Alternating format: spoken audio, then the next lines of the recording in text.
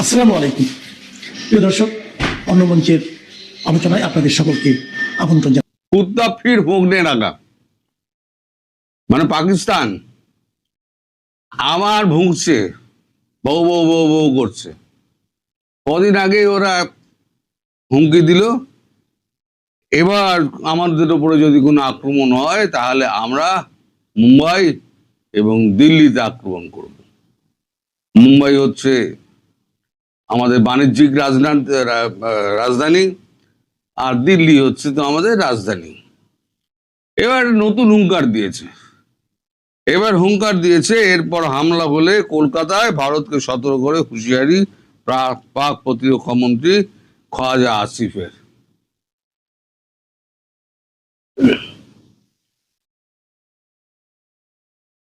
এই খাজা আসিফ না, এর কেউ কুত্তাও বোঝে না, এরা কুত্তাও একে বোঝে না যে তুই কেমন আছিস। যখন গালি খাওয়ার হবে না তখন এই কুত্তাটাকে এগিয়ে দেয়, কারণ এরপর পাকিস্তানের লোকেরাই তো ওকে খিস্তি করবে, গালাগালি করবে। এই কারণে যে 3 দিন 4 দিনের যুদ্ধের পর, সিঁদুর হামলার পর নিজেরাই ভাই গিয়ে পায়ে ধরে বলেছিল যুদ্ধ থামা। এবার নিজেরাই এখন আবার যুদ্ধের হুঙ্কার দিচ্ছিস। তা হুঙ্কার দেওয়ার কারণ যথেষ্ট আছে। হুঙ্কার দিচ্ছে এই কারণে যে চাইছে ভারতবর্ষ হামলা করুক। তার কারণ হচ্ছে নিজের দেশের ভেতরে নানান ধরনের সমস্যা, তারপরে একটা সৌদি আরবের সঙ্গে ডিফেন্স ডিল করেছিল, সেখানে ডিফেন্স প্যাক্ট, সেখানে তারা একে অপরের প্রতি হামলা হবে বলে বিবেচনা করা হবে। এখন তো হামলা হয়েছে, এখন সৌদি রেখে পাঠাচ্ছে, যাবে না। এবার সৌদি বলেছে 2.3 বিলিয়ন যেটা দেওয়ার কথা, আমার টাকা ফেরত দাও, না হলে পরে তোমার বিরুদ্ধে ইন্টারন্যাশনাল কোর্ট অফ জাস্টিসে আমি ব্যবস্থা নেব। এটা পাওয়ার পর, খবরটা পাওয়ার পর তারপরেই একেবারে ভুঁকতে শুরু করলো যাতে ভারত একটা সিঁদুর টু ফু করে। যখন করবে তখন তো আর তোকে মাপ করবে না, তখন ভালো মতোই করবে, তখন মাপটা ভাবে না। কিন্তু কখন বললো বাংলাদেশের ডিজিএফআই যখন আমাদের ভারতবর্ষ করে ঘুরে গেলেন, ঘুরেও তিনি পাকিস্তান গেলেন, পাকিস্তান গিয়ে তিনি দেখা টাকা করে এলেন, খুব ভালো কথা। দেখা করে এসে আমি দেখাচ্ছি আপনাদের,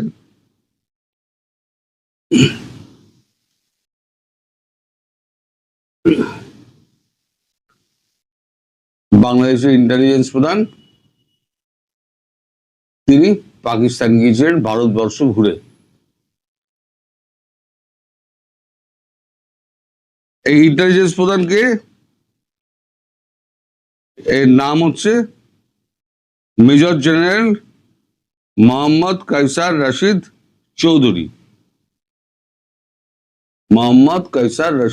চৌধুরী।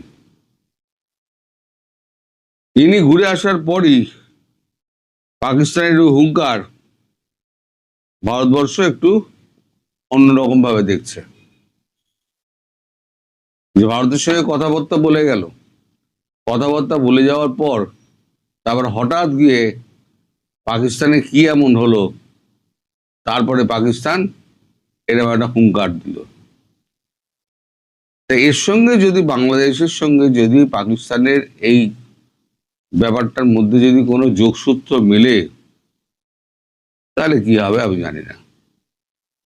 তবে আরো একটা কারণে হুঙ্কারটা দিয়েছে, সেটা হচ্ছে কয়েকদিন আগে রাজনাথ সিং আমাদের দক্ষিণ ভারতে একটা মিলিটারি ফাংশন ছিল, সেখানে গিয়ে তিনি বলেছিলেন যে আমরা 21 ঘন্টার মধ্যে পাকিস্তান ধ্বংস করে দিয়েছিলাম।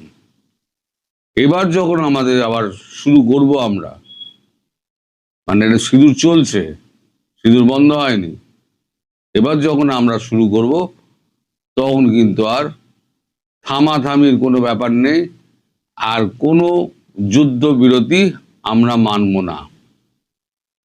অর্থাৎ ভারতও তৈরি হয়ে রয়েছে। এদিকে খবর পাওয়া যাচ্ছে যে ধীরে ধীরে ধীরে ধীরে ভারত কিন্তু এখন যেহেতু বাংলাদেশ কিছুটা শান্ত,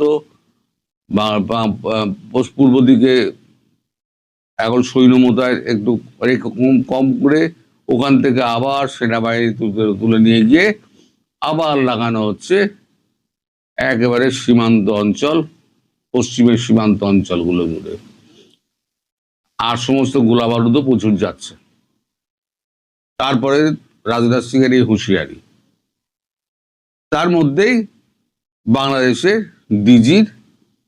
ডিজিএফআই এর তার এই পাকিস্তান ভিজিট, সব মিলিয়ে মিশিয়ে বাংলাদেশের মধ্যে হয়তো জড়িয়ে গেলেও জড়িয়ে যেতে পারে।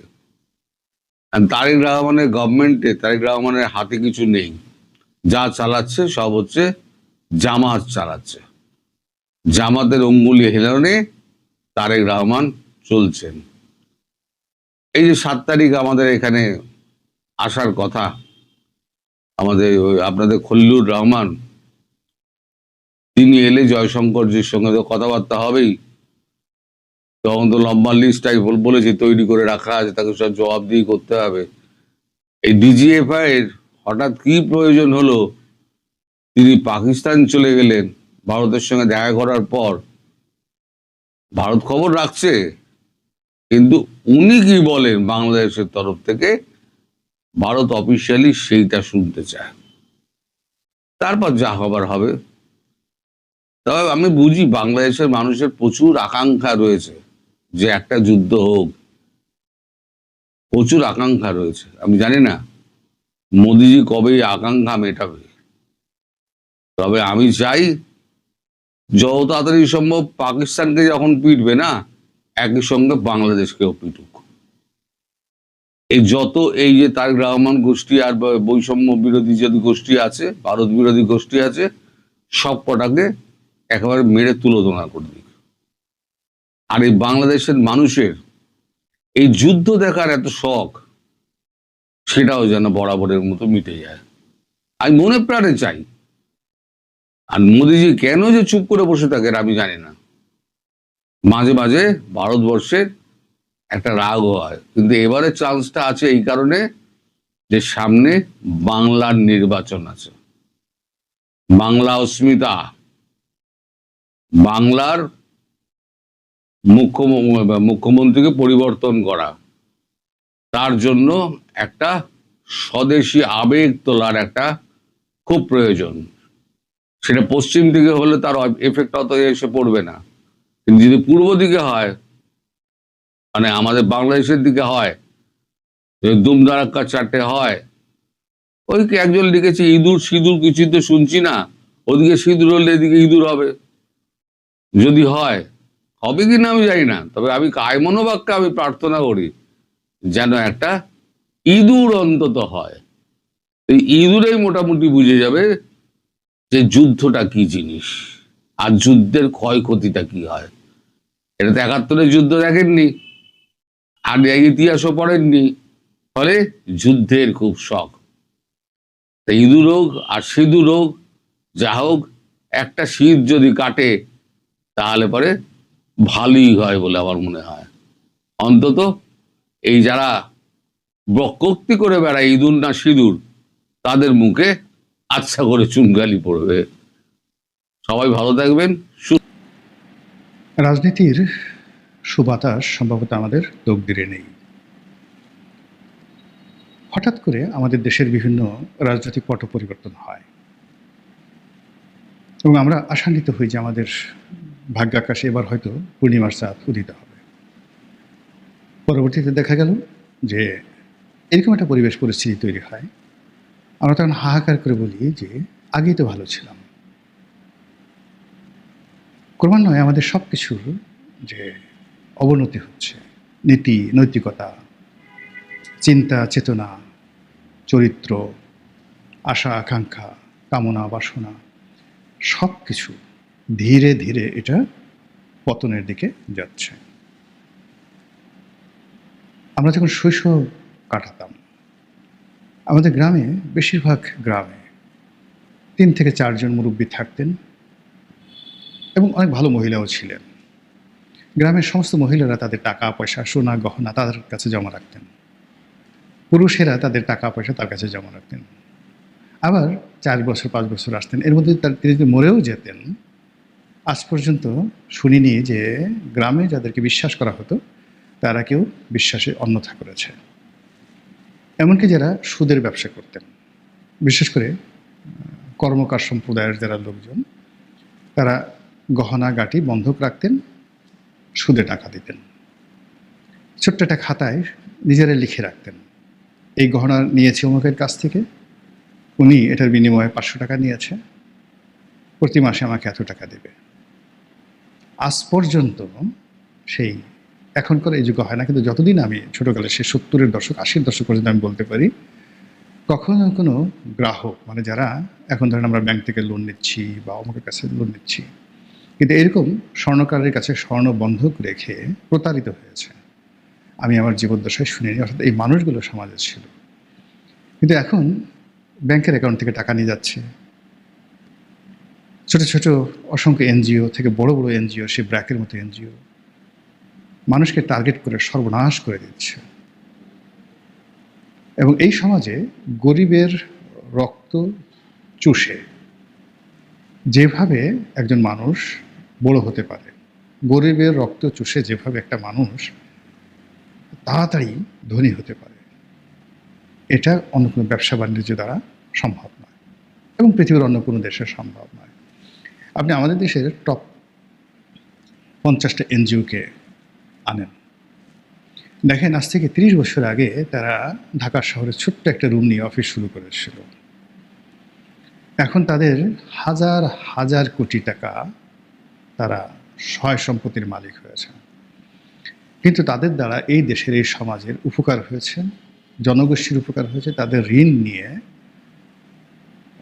ধনী হয়েছে, সচ্ছল হয়েছে, আপনি খুঁজে পাবেন না। বরং তাদের দ্বারা সর্বশান্ত হয়েছে, সব কিছু হয়েছে, এরকম অসংখ্য উদাহরণ।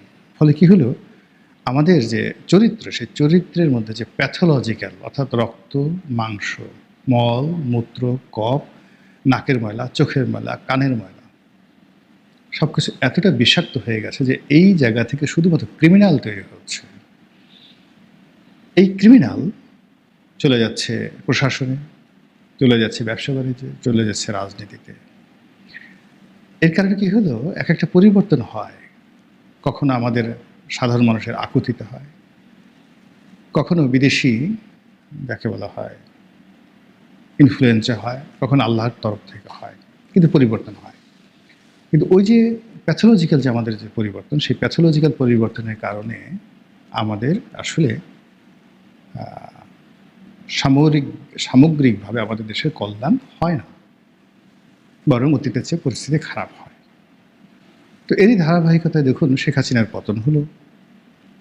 শেখ হাসিনার জমানাতে তার সমালোচনা করেছি, কিন্তু পতনের পরে আমরা ডক্টর মোহাম্মদ ইউনূসের যে 18 মাসের শাসন, এই দুর্বিষহ শাসনে আমরা যা কিছু দুর্ভোগ দুর্দশার শিকার হয়েছি, যে কষ্ট পেয়েছি, সেই কষ্টের সঙ্গে আপনি শেখ হাসিনার জমানার 17 বছর চিন্তা করেন, 17 মাস ভার্সেস 17 বছর, মনে হবে নস্যি।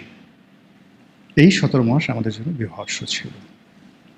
আমরা আবার হাহাকার করেছি, ভালো একটা নির্বাচন চেয়েছি, সবাই আসুক। এমনকি আমরা অনেক আওয়ামী লীগের একটা রিফাইন্ড আওয়ামী লীগ, আওয়ামী লীগের যে সকল ক্রিমিনাল রয়েছে তাদেরকে বাদ দিয়ে একটা রিফাইন্ড আওয়ামী লীগ আমরা চেয়েছি।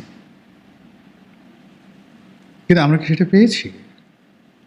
এই সরকার নতুন ক্ষমতায় আসছে, এদের যে কর্মকাণ্ড, চালচলন, সিদ্ধান্ত যা কিছু হয়েছে, সব কিছুই মনে হচ্ছে লোক দেখানো, লোককে খুশি করার জন্য, বাহাবা পাওয়ার জন্য, তালি পাওয়ার জন্য। জোরসে তালিয়া বাজাও বাচ্চ, জোরসে তালিয়া বাজাও, সিদ্ধান্তের সময় হয় এরকম মনে হচ্ছে। তারপর সরকারে যে সকল পাত্র পাত্রী আসছেন, নায়ক আসছেন, নায়িকা আসছেন, ভিলেন আসছেন, কোনোটার মধ্যে আমরা স্বস্তি খুঁজে পাচ্ছি না। প্রশাসনে সেই দলবাজি, 2001 থেকে 2006 সন শাসন, যে ওই শাসনে যাদের কারণে বিএনপির পতন হয়েছিল। যে সকল দুর্নীতিবাজ রাজনীতিবিদ, যে সকল দুর্নীতিবাজ সরকারি আমলা কামলা, যে সকল দুর্নীতিবাজ সামরিক কর্মকর্তা, যে সকল দুর্নীতিবাজ ব্যবসায়ী, দেখেন তো তাদের একজন, একটু চোখ বুঝে দেখেন তো একজন বাদ পড়ছে কিনা। কেউ যদি মরে গিয়ে থাকে, তার মেয়ে তার ছেলে এখানে এসে জায়গা করে নিয়েছে। কেউ যদি চাকরি থেকে ওই আমলে রিটায়ার্ড করে থাকে, সে এখন এই সময়টাতে এসে আগে সচিব ছিল, এখন আরও বড় পদে যোগদান করেছে। আগে এসপি ছিল, এখন আইজির চেয়ে ক্ষমতা দেখাচ্ছে। আগে মেজর ছিল, এখন সেনাপ্রধানের চেয়ে বেশি ক্ষমতা দেখাচ্ছে। কোনো পরিবর্তন আছে? আগে ব্যবসা করতো, সেই ব্যবসা বাণিজ্য সব দেউলিয়া হয়ে গেছে। এখন দেখা গেল সে বাণিজ্য উপদেষ্টার মতো সরকারের উপদেশ দিচ্ছে। এভাবে আসলে যে যে লাউ সেই কদু বলা ঠিক হবে না, বরং আগে মানে পেট এমন খারাপ ছিল, যদি প্রকৃতির ডাক আসতো বাথরুমে দৌড়ে যাওয়া যেত। এখন মাশাল্লাহ পরিস্থিতি এমন উন্নত হয়ে গেছে, বিশ্বের নাতি ফত, ওখানে সব কিছু। এরকম একটা পরিবেশ পরিস্থিতি তৈরি হয়ে গেছে। সেকেন্ডলি, আগে যারা ছিল তাদেরকে মোটামুটি দৃশ্যমান দেখা যেত, কথা শোনা যেত, চলা যেত, একটা লেভেল ছিল। বদমাইশি করলে বদমাইশদের একটা লেভেল ছিল। সেই আমলের মুরগি মিলন, সেই আমলের টুকাই সাগর, সেই আমলের কালা জাহাঙ্গীর। এখন কি হচ্ছে? এখন তো এদের নাম নাই। মানে আস্তে ব্লেড যেভাবে আপনাকে কেটে দেয়, ঠিক ওইভাবে কেটে দিচ্ছে, ক্ষতি হয়ে যাচ্ছে। কিস্তিতে চাঁদা গ্রহণ করা হচ্ছে, চাঁদাবাজি করা হচ্ছে, তাও কিস্তিতে। ফাজলামোর একটা সীমা আছে। সারা বাংলাদেশে মানে এমন সব ঘটনা ঘটছে, না নায়ক খুঁজে পাওয়া যাচ্ছে, না নায়িকা খুঁজে পাওয়া যাচ্ছে, ভিলেন খুঁজে পাওয়া যাচ্ছে, কিন্তু সর্বনাশ হয়ে যাচ্ছে। অনেকটা ভৌতিক, ভূতের মতো করে লোকজন কাজ করছে। আর যে সমস্ত লোকজনকে আমরা দেখছি সামনে, অবস্থা দৃষ্টি মনে হচ্ছে যে বাঘের বিক্রম যার হওয়া উচিত, প্রকৃতপক্ষে তিনি বাঘ নন। যার ঘোড়ার মতো দুধর্ষ বেগে ছুটে চলা উচিত, তিনি আসলে ঘোড়া নন। এইভাবে বিভিন্ন বড় পদ পদবিগুলোতে যা হওয়ার দরকার, যেভাবে দেখা দরকার, যেভাবে শোনা দরকার, যে আওয়াজ হওয়া দরকার, প্রত্যেকটা জিনিসই এলোমেলো হয়ে গেছে। ফলে কি হলো, ময়ূর কাকের মতো ডাকছে, কাক চড়াই পাখির মতো তিড়িং বিড়িং করছে, চড়াই পাখি তেলাপোকার মতো উড়ার চেষ্টা করছে।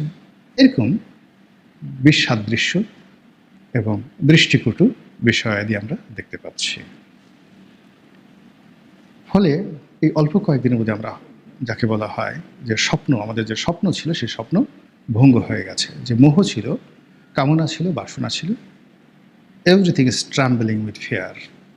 ভয়ে সব কিছু থরথর করে কাঁপছে। এভরি আইটেমস এস হবে না, every item use to spreading the smell that called obnoxious, not bad smell. এখন আমি অবনক্সিয়াস, এমন বাজে দুর্গন্ধ বের হচ্ছে যেটা ভাষায় প্রকাশ করা যায় না। এই জিনিসগুলো হচ্ছে। এর সঙ্গে সঙ্গে বৈশ্বিক আবহাওয়া, পৃথিবীর যে আবহাওয়া, এটা নষ্ট হয়ে গেছে। এক ইউক্রেন যুদ্ধ এবং করোনা শেখ হাসিনা সমস্ত অর্জনকে ধুলিয়ে মিশিয়ে দিয়েছে। আবার এই ইরান এবং আমেরিকা যে যুদ্ধ, আমাদের সমস্ত প্রাপ্তি, সমস্ত আশা আকাঙ্ক্ষা তছনছ করে দিয়েছে। আর এই সময়টিতে ধরুন আপনি অসুস্থ, কিন্তু ডাক্তার আপনাকে ভালো কথা বলছে, প্রাণান্ত চেষ্টা করছে আপনাকে চিকিৎসা দেওয়ার জন্য। আপনি মরে যাবেন আপনি জানেন, কিন্তু স্বস্তি পাচ্ছেন। কিন্তু দেখা গেল যে এমন একটা পরিস্থিতি, ডাক্তার আজরাইলের মতো দাঁড়িয়ে আছে, নার্স পাশে দাঁড়িয়ে আছে গোরখাদকের মতো, কবর সে আপনি এমনভাবে দাঁড়িয়ে আছে, পাশে আপনার দেখা গেল একজন আর্দালি দাঁড়িয়ে আছে, অনেকটা সে চণ্ডালের মতো, কেউ দাঁড়িয়ে আছে শকুনের মতো, আপনি মরে যাওয়ার সঙ্গে সঙ্গে আপনাকে খেয়ে ফেলবে। তখন জীবনের শেষ প্রান্তগুলো একটা মানুষের কাছে যেভাবে দুর্বিষহ হয়ে পড়ে, তেমনি যখন প্রাকৃতিক বিপর্যয় হয়, তারপর বৈশ্বিক বিপর্যয় হয়, আন্তর্জাতিক বিপর্যয় হয়, ঠিক ওই সময়টা যদি শাসন কার্যে প্রিয় মুখগুলো না থাকে, প্রিয় মানুষগুলো না থাকে, বরং সেখান থেকে যদি দুর্গন্ধ আসে, অ্যাবনক্সিয়াস যে স্মেল এটা আসে। তারপর কথাবার্তা যদি শব্দ দূষণ হয়, তাদের হাঁটা চলার ভঙ্গিমা সব কিছু দেখলে যদি মনে হয় যে ভীষণ রকম মনে হয় যে এটা ধাক্কা মেরে আসি, এরকম যদি মনে হয়, সেই লোকগুলো কারণে পুরো দেশবাসীর জীবন তছনছ হয়ে যায়। আমাদের দেশে কি হচ্ছে না হচ্ছে আমার কিচ্ছু বলার দরকার নেই, আপনারা চারিদিকে তাকান এবং অনুধাবন করার চেষ্টা করেন। আমি শুধু যেটা বলি যে প্রকৃতি মানে আল্লাহ রাব্বুল আলামিন তার প্রকৃতি এবং পরিবেশের মাধ্যমে কখনো মানুষকে শান্তি দেন, আর কখনো মানুষের অশান্তিকে আরও প্রবল আকার ধারণ করেন। নতুন সরকার এলো এবং যখন নতুন সরকার আসে কতগুলো সিমটম, শেখ হাসিনা যে বছর ভালো করলো, 2009 সালে আসলো, আসার সঙ্গে সঙ্গে 2009 থেকে 14 পর্যন্ত বা 12 পর্যন্ত আপনি দেখবেন প্রকৃতি তাকে সহযোগিতা করেছে, ভীষণভাবে সহযোগিতা করেছে। জিয়াউর রহমান সাহেব যখন ক্ষমতা আসলেন, আসার সঙ্গে সঙ্গে প্রকৃতি তাকে সহযোগিতা করেছে। নেচার ইটসেলফ ওয়াজ হেল্পফুল। কিন্তু এইবার প্রকৃতি বিরূপ। আমি যখন এই ভিডিওটা করছি, সারা দেশে তাপদাহ চলছে, প্রচণ্ড গরম। যখন এই গরম চলছে, বিদ্যুৎ দরকার হবে, বিদ্যুতের জন্য জ্বালানি দরকার হবে, জ্বালানির জন্য টাকা লাগবে, কোনোটাই তো আমাদের এখন পর্যাপ্ত নেই। ফলে এই যে হঠাৎ করে প্রকৃতি যে বিরূপ হয়ে গেল, গরম হয়ে গেল, এটা সরকারের জন্য একটা বোঝা। আবার এই যে প্রকৃতি ন্যাচারালি গরম হয়ে গেল, তার সঙ্গে সঙ্গে এই যে মধ্যপ্রাচ্যে যে বোমাগুলো ফুটছে, যা কিছু ফুটছে, এটা আরও শক্তিমত্তা নিয়ে যেভাবে আমাদের উপরে আযাব হিসাবে আগামীতে আসবে, সে আযাব ধারণ করার ক্ষমতা আমাদের নেই। ফলে এইবার বৃষ্টিতে বেশি করে এসিড বৃষ্টি হবে, ঝড় হবে, বন্যা হবে, নদী ভাঙন বাড়বে, ফসল হানি হবে, এবং শুধু বাংলাদেশে না, সারা দুনিয়াতে। 18 কোটি মুখ আপনি কিভাবে সামাল দেবেন?